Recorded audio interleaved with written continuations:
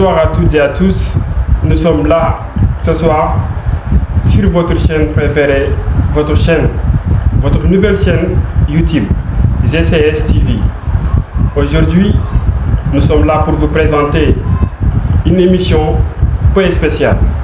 On parle de la loi Karama.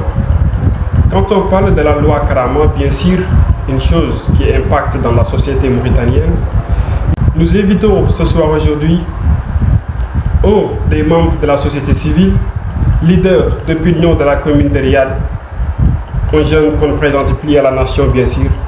Il s'agit de Mohamed Sarr. Mohamed Sarr, bonsoir. Bonsoir à toutes et à tous. Bonsoir Mohamed, bonsoir aux téléspectateurs qui nous regardent aujourd'hui sur cette chaîne YouTube GCS TV. C'est un ravi et un plaisir pour moi d'être avec vous pour parler de la loi Karama. Merci. Merci beaucoup Mohamed Sarr. Quand on parle de la loi Karama, vous pensez à quoi? En fait, la loi Karama renvoie entre la société civile et les autorités religieuses qui ont décidé de travailler sur une loi qui vise à protéger les femmes sur toutes les formes de violence physique, psychologique et économique. Alors la loi, les gens l'ont initiée depuis 2020-2023 jusqu'à aujourd'hui, nos jours où nous sommes en train de parler, la loi n'est toujours pas votée.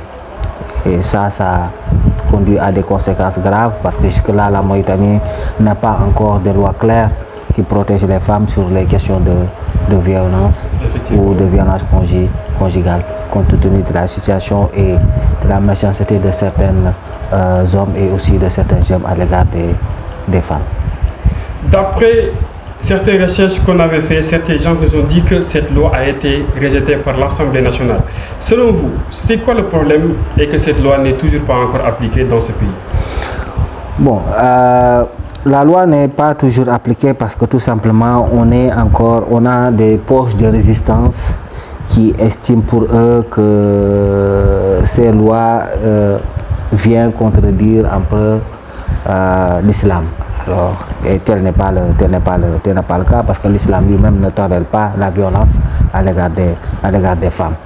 Mais nous avons des poches de résistance qui estiment que tout simplement que cette loi ne réunit pas la famille mais déchire la famille. Voilà la conception qu'ils ont de cette loi. Alors que cette loi est extrêmement important parce que ça protège ma soeur, ça protège ma femme, ça protège d'autres. Parce que les violences sont multiples et différentes. Et ça, il faut que les gens le comprennent, les autorités le comprennent, les députés le comprennent. Sinon, ça ne va pas aller loin. Cette loi ne vient pas déchirer la famille, mais vient renforcer la famille et d'ailleurs vient aussi renforcer les droits des femmes qui sont bafouées depuis des années en Mauritanie. Aujourd'hui, n'importe quelle une femme qui est violée par un jeune, on va à la police ou c'est le juge. La question récurrente que les gens se posent, ou plus particulièrement le juge, c'est comment vous étiez habillé, c'était à quelle heure. C'est comme si la femme n'a pas le droit de marcher un certain nombre d'heures ou la femme n'a pas le droit de s'habiller comme bon. Donc on peut dire que juridiquement, elles ne sont pas protégées? Non, juridiquement, la femme n'est pas protégée sur ces questions de violation. Même si la société civile, particulièrement les organisations féminines, sont en train de faire des efforts dans ce sens-là quand il y a des cas de viol ou autre chose, ils manifestent, ils font des plaidoyers pour véritablement changer les choses, mais aussi préserver les droits de la victime. Mais n'en demeure moins que la situation est telle, il faut une loi véritablement qui condamne, une loi véritablement qui incrimine, une loi véritablement qui va permettre tout simplement aux juges, aux avocats et aux choses, à la police, comme aux membres de la société civile, de pouvoir se référer pour véritablement condamner un certain nombre de choses. Combien de femmes ont été violées, tuées, assassinées? Combien de femmes sont tombées enceintes sur la base de viol? Et au regard de la loi, ils vont dire zina. Alors que là, la femme a été forcée, et violée et est tombée enceinte. Alors, au regard de la loi, c'est un zina. Non, c'est pas un zina. Quelqu'un a été forcé. On a couché sur elle.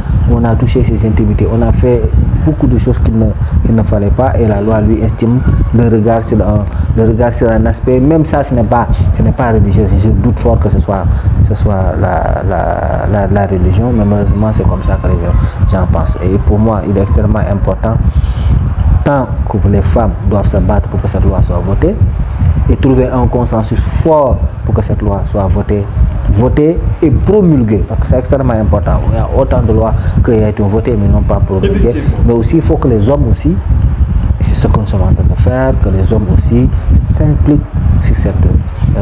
je ne suis pas en train de faire une recoupe, mais quand même, il y en a certains gens qui disent que c'est les hommes qui empêchent cette loi d'être votée. Oui, effectivement, ce sont les hommes. Mais comme je t'ai dit, ce sont les hommes, les oulémas, ce sont les hommes, les chefs érudits, ce sont les hommes en grande majorité qui sont des ministres, ce sont les hommes en grande majorité qui sont députés. Et certains d'entre eux ont une façon spécifique de voir la loi comme étant quelque chose qui discrimine l'homme, quelque chose qui véritablement déchire les liens sociaux. C'est comme ça qu'ils perçoivent les choses, et à nous de les convaincre que tel n'est pas le cas. Certains membres de la société disent que cette loi met en parité entre l'homme et la femme. Comment pouvez-vous expliquer à ces personnes-là que cette loi est là pour protéger les droits de la femme et comme celle des hommes? Alors, là où nous allons, de toute façon, le monde là où il va, on va on va surtout sur cette question de parité. Mais d'abord, réglons cette question de parité pour que les gens arrivent à comprendre. La parité ici ne veut pas dire que l'homme et la femme sont égaux. Là, on parle pas à la maison, non. Là, on parle au niveau en termes de société, en termes d'emploi, en termes de travail. Une femme, un homme ministre, forcément on peut avoir une femme ministre avec le même rang, le même salaire et tout ce qui va avec. Quand on postule pour un travail, si la femme est compétente et a les diplômes nécessaires, on recrute la femme là au même titre que l'homme. Pas on le discrimine parce que c'est une femme, parce qu'elle va tomber enceinte, cette histoire là. C'est ça, la question de parité, c'est une question de ça. Pourquoi mettre dans une tête de liste homme et non pas une tête de liste femme? Ce sont ces questions-là qu'on va régler. Là où certains disent que la femme ne peut pas aller à l'université parce qu'elle doit se marier, c'est ça qu'on va enlever pour les questions de parité. Alors la loi ne parle pas de ça. Ici, la loi carrément parle spécifiquement des violences faites à l'égard des femmes. C'est-à-dire ici, le viol, comme vous le savez, le viol conjugal, parce qu'à la maison aussi. Et c'est là où peut-être le débat bloque quand on parle de viol conjugal, parce que les gens n'arrivent pas à comprendre que l'homme arrive à violer la femme. Parce que ça, dans certains moments aussi, ça arrive. Quand la femme est fatiguée, n'a pas envie de véritablement de moment d'intime ou autre chose. Pas de moment d'intime, c'est-à-dire qu'il n'a pas envie d'avoir des rapports sexuels actuellement parce que l'homme le force. Et c'est cet aspect-là, je pense qu'il faudra véritablement éclairer, et c'est là où peut-être parfois la loi, certaines personnes en profitent pour dire non, c'est pas normal. La charia dit la femme est le jardin de l'homme, l'homme peut le prendre à tout moment comme il veut, et l'interprétation qu'on en fait déborde de tel sens pour eux, ça est contraire à la charia. Donc vous confirmez que, comme on l'avait dit, il y en a certaines personnes qui contredisaient cette loi en disant que cette loi met en vigueur certaines lobbies, comme je ne peux pas citer, LGBTQI. Donc on peut dire que ces gens-là, ils n'ont rien compris de cette loi. Oui, les gens ne doivent pas avoir peur de débattre de cette question-là. Même si on dit que oui, ça vient pour faire la promotion de l'homosexualité, ça fait promotion de l'LGBT, on ne doit pas avoir peur d'échanger. Et je le dis clairement, c'est absolument faux et absurde que la loi Karama vient pour faire la promotion des LGBT ou la promotion des homosexuels. C'est faux, et je le répète, que ça soit clair pour tout un chacun, pour tout le monde, et tout le monde doit s'intéresser. Cette loi vient spécifiquement pour défendre les femmes, protéger les femmes sur les questions de violence.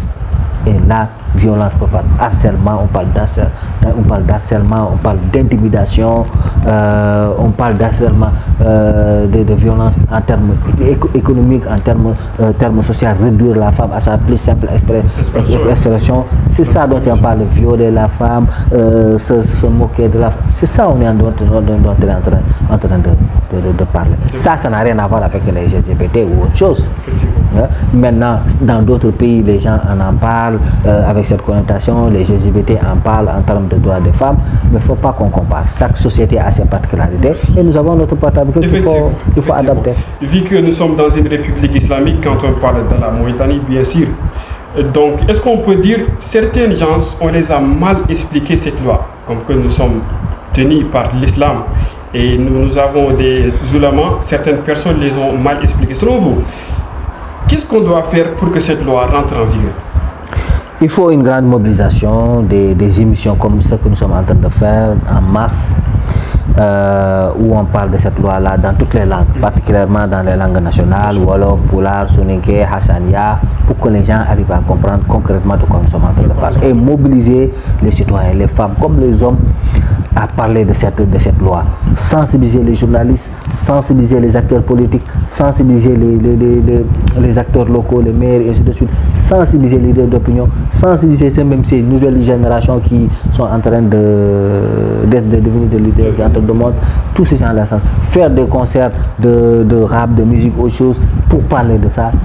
Il faut véritablement créer une dynamique autour de cette loi pour que nul n'en ignore. Et je pense que si on va dans ce chemin-là et que utiliser les bons arguments simples, compréhensibles et trouver des contre-arguments religieux que certains nous mettent devant, montrer clairement que ce que nous sommes en train de faire n'est rien contraire à ce que la religion. Parce que, attention, la religion est la première à défendre la femme. Parce que si ce n'était pas la religion, aujourd'hui on aurait enterré les femmes. C'est la religion qui a enlevé ça. C'est la religion qui a mis de la femme comme de l'or à admirer. Quand on admire de l'or, on le gaspille. On le gaspille pas. Et s'il n'y avait pas la femme dans la société, que deviendrons-nous? Rien du tout. Bien. Bon, quand on parle de projet de loi, forcément, on y pense à l'Assemblée nationale. Selon vous, quelle doit être la responsabilité de l'Assemblée nationale à propos de cette loi? C'est de porter cette loi et de le voter par tous les moyens possibles, de le voter. Et je pense que est maintenant arrivé ça que soit un député va porter cette loi-là au niveau du bureau de l'Assemblée ou autre chose. En plénière, les gens en discutent, en débattent pour le vote. Soit c'est le gouvernement qui, lui, l'amène au sein de l'Assemblée. En tout cas, en tout état de cause, cette loi doit forcément passer par l'Assemblée. Parce que je rappelle que si je m'amuse et si je ne me trompe pas, cette loi avait déjà passé à l'Assemblée et c'est allé aux réunions du Conseil des ministres. C'est là-bas où ça a été rejeté et c'est revenu. Les gens encore ont discuté, ça traîne. C'est normal parce que tout simplement, il y a des postes résistants qui sont ancrés dans ce ancien système de voir la femme. Mais je suis sûr que si nous continuons ce combat pacifique à insensibiliser, à faire comprendre les gens l'importance de cette loi et l'importance de protéger nos femmes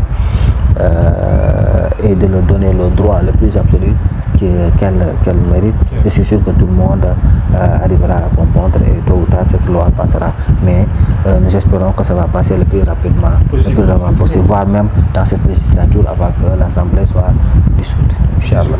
Quel est le message que vous lancez à toute la nation mauritanienne pour que cette loi rentre en vigueur?